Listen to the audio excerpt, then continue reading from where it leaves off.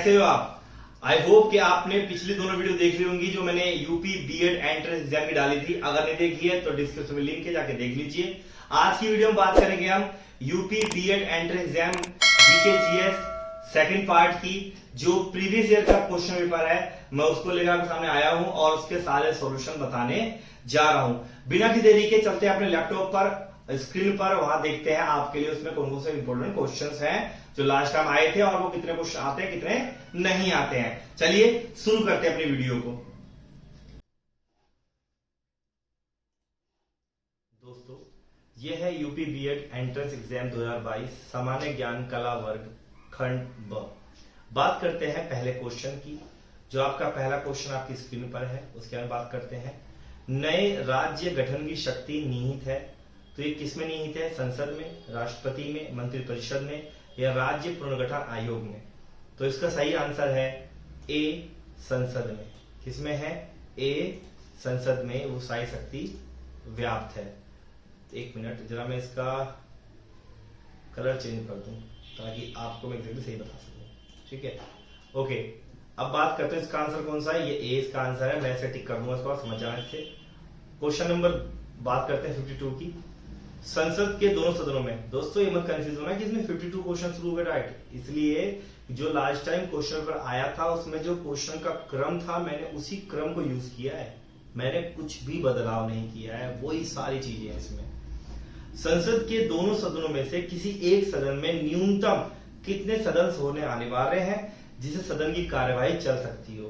तो ये आप आई होप सो में पढ़ा होगा। इसका सही आंसर है डी, कुल सदस्यों का 10वां भाग होना चाहिए। Question number next 53।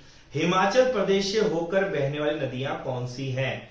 तो व्यास और चिनाब है, व्यास और रावी है, चिनाब रावी या सतलज है, या व्यास चिनाब रावी सतलज यमुना है? तो इसका सही आंसर है डी, ये चारों पांचों नदियां हिमाचल प्रदेश से होकर जाती हैं। 54 क्वेश्चन आपकी स्क्रीन पर।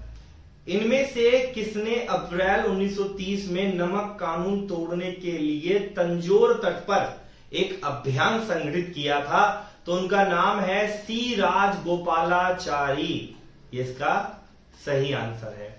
उसका रीजन है दोस्तों, अगर पता नहीं बताता हूं आपको मैं, जब सविनय अवज्ञा आंदोलन गांधी जी ने शुरू किया था तो लगभग हर जगह पर सबने गांधी के सपोर्ट में नमक कानून बनाकर तोड़ा था। जैसे अगर बात करो जो गाजियाबाद का हिंडन नदी है हमारी, यहां पर चौधरी चरण सिंह जी ने, वहां तो नमक बनता भी नहीं है लेकिन फिर भी उन्होंने वहां जाकर सांकेतिक रूप से दिखाया था कि वो गांधी जी के समर्थन में थे।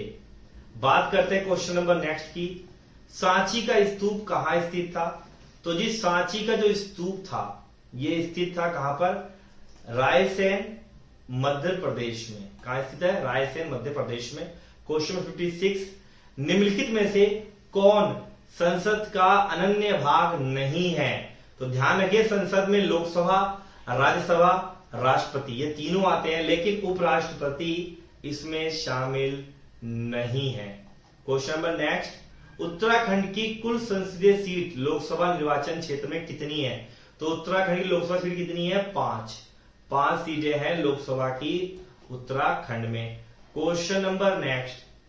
दो नदियों के बीच जो उपजाऊ भूमि होती है उसे क्या कहते हैं? उसे कहते हैं दोआब। क्या कहते हैं? उसे कहते हैं दोआब। बात करते हैं क्वेश्चन नंबर 59 की। भारत के निम्नलिखित में से किस राज्य में घने सदापर्णी वन आच्छादन के अंतर्गत विशालतम क्षेत्रफल घेरे हुए हैं? तो वो हमारा राज्य अरुणाचल प्रदेश वो राज्य है। Question number next. टीबी हारेगा देश जीतेगा अभियान के संदर्भ में टीबी किस वर्ष तक देश से खत्म करने की बात कही गई है?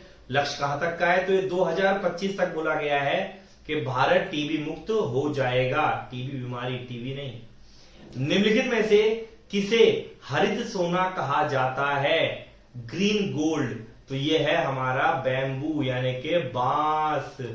Question number 62। लोकहितवाद की संकल्पना का उद्गम देश कौन सा है? तो लोकहितवाद का जो देश है संकल्पना ये है यूएसए यानी कि United state of America. Question number 63। Panchayat के चुनाव कराने हेतु निर्णय किसके द्वारा लिया जाता है? तो इसका आंसर राज्य सरकार के द्वारा। जो भी राज्य सरकार होगी इसका निर्णय लेगी। अनुच्छेद 79 के अनुसार संसद का अभिन्न अंग होता है। तो देखिए इसके लिए मैं कोशिश करता हूं, अगर टाइप हो जाए तो टाइप कर रहा हूं आपके लिए मैं, वो ये है कि देखिए 79 अनुच्छेद हो, चाहे 80 हो और 81 हो, मैं आपको ये तीनों के तीनों बता देता हूं आपको। जो 79 है इसमें आता है कौन, इसमें आता है हमारा संसद। जो हमारा 80 है इसमें आता है हमारा राज्यसभा, और जो हमारा 81 है इसमें आता है हमारा लोकसभा। तो संसद के अभिन्न अंग की बात की में तीनों आएंगे, राष्ट्रपति भी है, राज्यसभा भी है, लोकसभा भी, तीनों के तीनों इसके अंग है। बात करते हैं क्वेश्चन में नेक्स्ट की, थोड़ा सा और थिकनेस कर लू जरा मैं, वो ये है कि आपका ये सभी इसका सही आंसर है। 65 क्वेश्चन, सरकार के संसदीय रूप का विचार कहां से लिया गया है, तो ये लिया गया है ब्रिटेन से। कहां से लिया गया, ब्रिटेन से। क्वेश्चन नंबर नेक्स्ट 66, सर्वोच्च न्यायालय का न्यायाधीश अपने पद से त्यागपत्र किसको लिखकर दे सकता है, तो जब सर्वोच्च न्यायालय देगा तो वो राष्ट्रपति को ही देगा भैया। क्वेश्चन नंबर 67, जब राष्ट्रपति उपराष्ट्रपति दोनों पद खाली हो तो भैया राष्ट्रपति का कामकाज कौन संभालेगा, तो इसका सही आंसर है भारत के चीफ जस्टिस ऑफ इंडिया, मुख्य न्यायाधीश, जो वर्तमान में है डी.वाई. चंद्रचूड़। क्वेश्चन नंबर 68, रूसी यात्री निकितिन किसके शासन काल में बहरे राज्य में आया था, तो उस समय जो शासन काल था वो था मोहम्मद तृतीय का। क्वेश्चन नंबर नेक्स्ट, निम्नलिखित में से किसे या किस कांग्रेस अधिवेशन में 31 दिसंबर 1929 को पूर्ण स्वराज की घोषणा की गई थी, तो वो अधिवेशन था लाहौर का अधिवेशन था, जहां नेहरू जी अध्यक्ष बने थे। नेक्स्ट क्वेश्चन, निम्नलिखित में से किसने गांधी जी के नमक आंदोलन में भाग लिया था, तो देखिए सरोजिनी नायडू जी ने भी भाग लिया था, अमृता कोर जी ने भाग लिया था, राजकुमार जी ने भाग लिया था, कमला चौधरी, यानी कि सभी ने इसमें पार्टिसिपेट किया था। क्वेश्चन नंबर 71, वर्ष 1919 में अखिल भारतीय चुना गया था महात्मा गांधी जी को।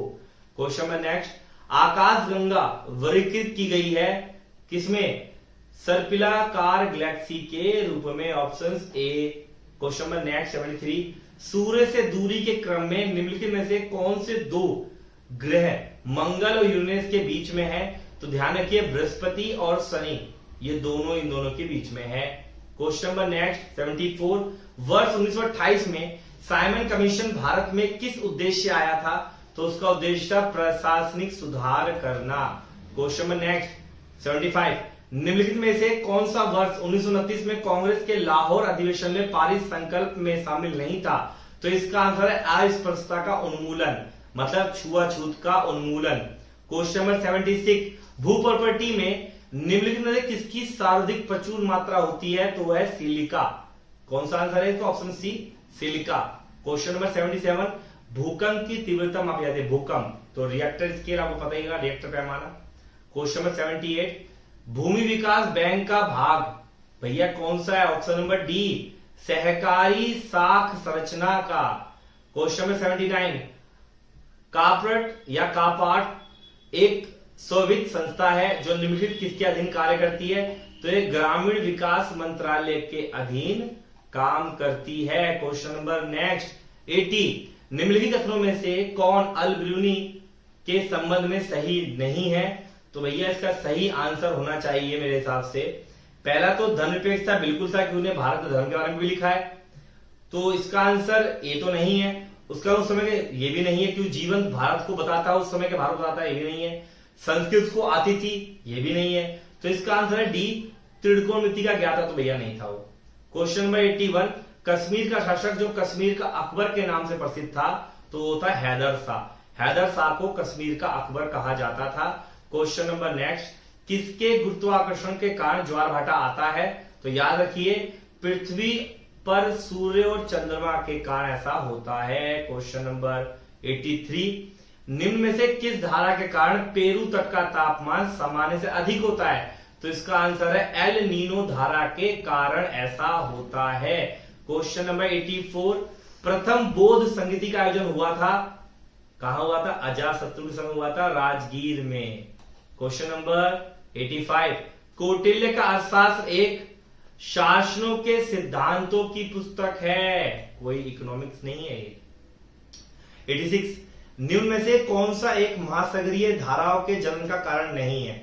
भूमंडलीय पवने नहीं, ये नहीं आंसर है। महासागर जल के तापमान, ये भी नहीं है। पृथ्वी का परिक्रमण, ये भी नहीं है। तट रेखाओं क्या करते हैं विज्ञान, बिल्कुल जी, इसका आंसर डी है। क्वेश्चन नंबर 87, सूर्य तप के अवशोषण में सबसे महत्वपूर्ण भूमिका किसकी द्वारा निभाई जाती है? तो इसका आंसर है कार्बन डाइऑक्साइड की। क्वेश्चन नंबर 88, पृथ्वी का सबसे उच्चतम तापक्रम रिकॉर्ड किया जाता है कहां पर? 20 डिग्री उत्तरी अक्षांश पर।